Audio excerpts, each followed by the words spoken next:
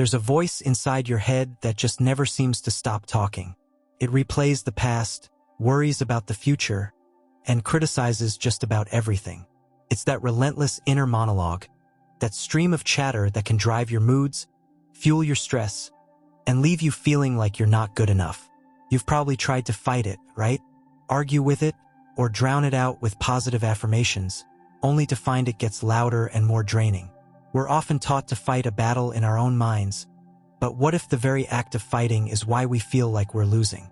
What if that voice isn't really you? And what if trying to fix it is the very thing keeping you stuck? In this video, we're going to explore a profound perspective from author Eckhart Tolle on what that voice is, and how the path to inner quiet isn't through fighting, but through something much simpler. This isn't just another self-help technique.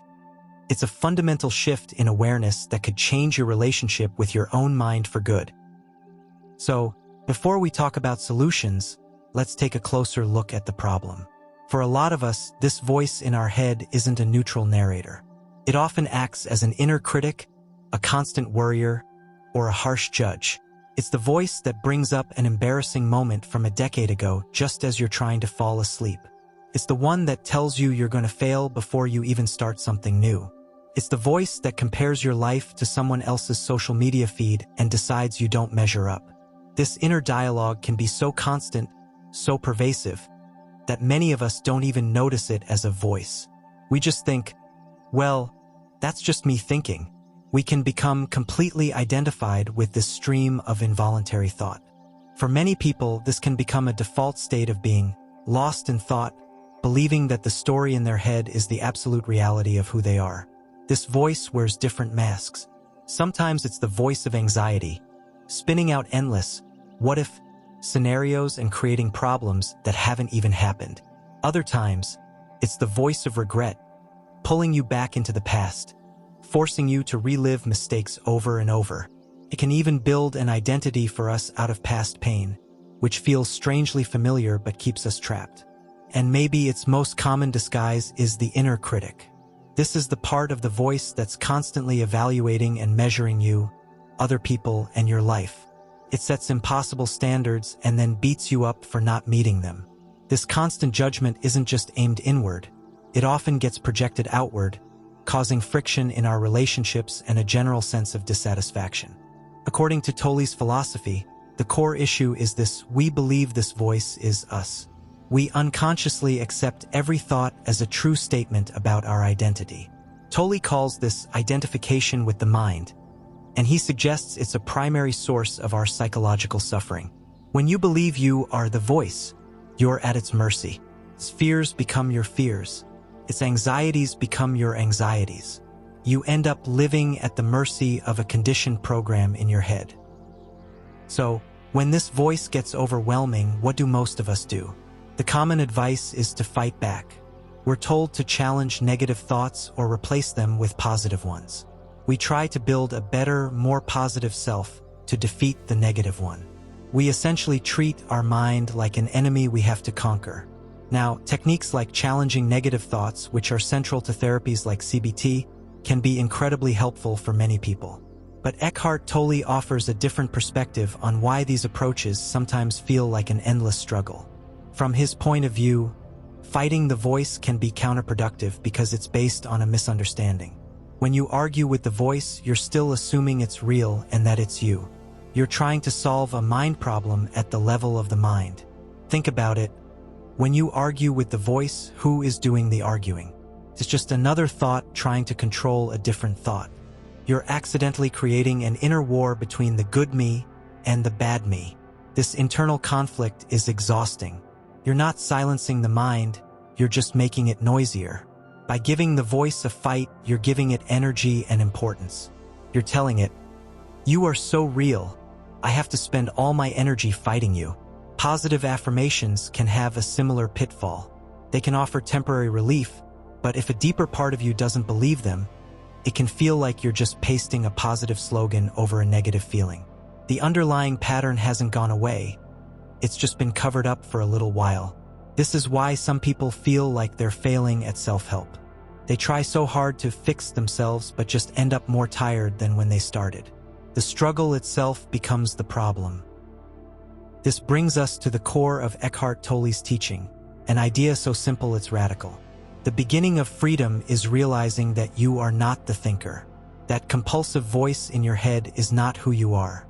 So what is it, then? Tolle would describe that voice as the egoic mind. It's a product of your past, your conditioning, your upbringing, your culture. It's a screen of concepts, labels, and judgments that stands between you and your direct experience of reality.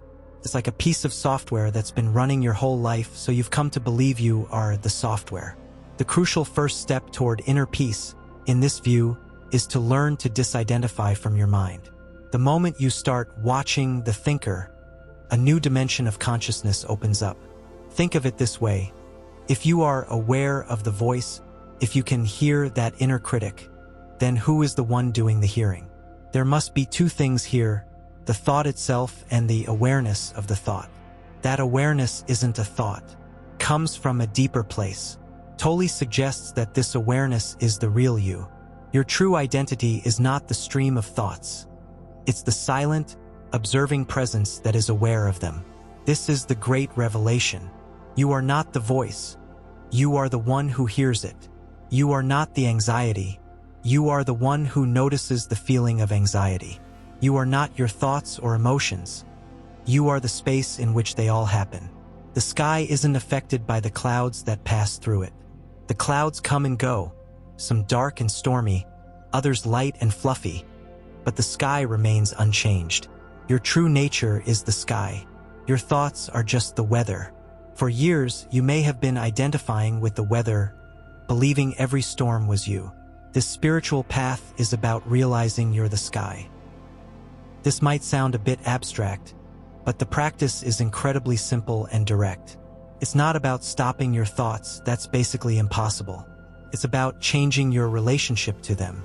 The practice is to simply watch the thinker. Here's how you can start right now. Start listening to the voice in your head as often as you can. Don't judge it.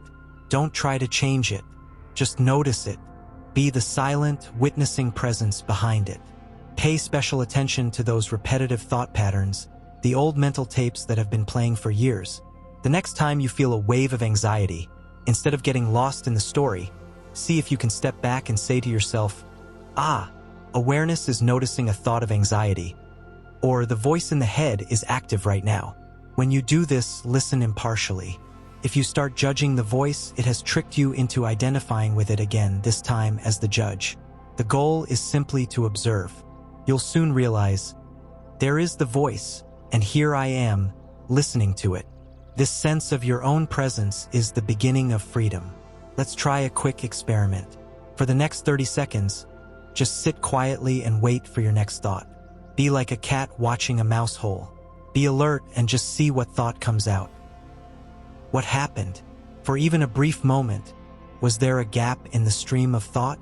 In that gap, you were highly alert and aware but not thinking. That is the state of presence.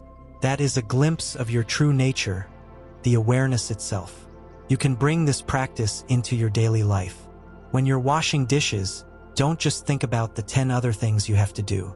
Feel the warm water on your hands. Hear the sound of the plates. Just for a moment, give the simple activity your full attention. By doing this, you draw consciousness away from the mind and anchor it in the now. Another powerful way in is to feel the subtle energy in your body, the aliveness in your hands or feet. This immediately pulls you out of your head and into the present. As you practice this more, something amazing starts to happen. As the light of your awareness grows stronger, the negative thought patterns begin to lose their power. They might still show up, but they don't grab you in the same way. You don't take them so seriously. One day, you might even find yourself smiling at the antics of your mind, like you would at a child. This is what freedom feels like.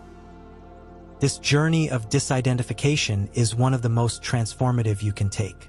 It isn't a quick fix, but a profound shift that unfolds over time. If this perspective resonates with you and you'd like to explore more ways to find inner peace, I encourage you to subscribe. And if you know someone who is struggling with their own inner critic, someone who feels like they're fighting a war in their head, please consider sharing this video with them. This idea might just be what they need to find their own inner quiet. Here's the ultimate truth from this perspective.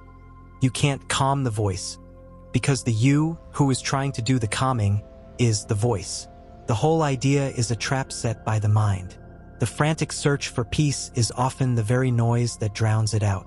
True peace isn't achieved, it's discovered.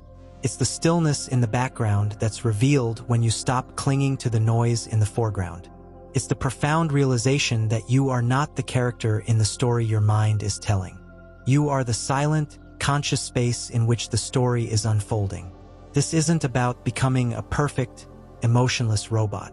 It's about holding your own thoughts and emotions with a spacious, compassionate awareness.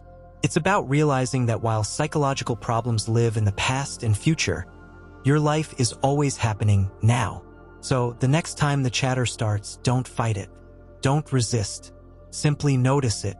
Acknowledge it without judgment, and then gently bring your attention back to your breath, to the sensations in your body, to the now. Every time you do this, you reclaim a little bit of consciousness from the mind.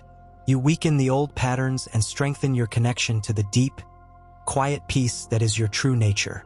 You are not a warrior destined for an endless battle. You are the peaceful awareness that was here long before the first thought, and will be here long after the last.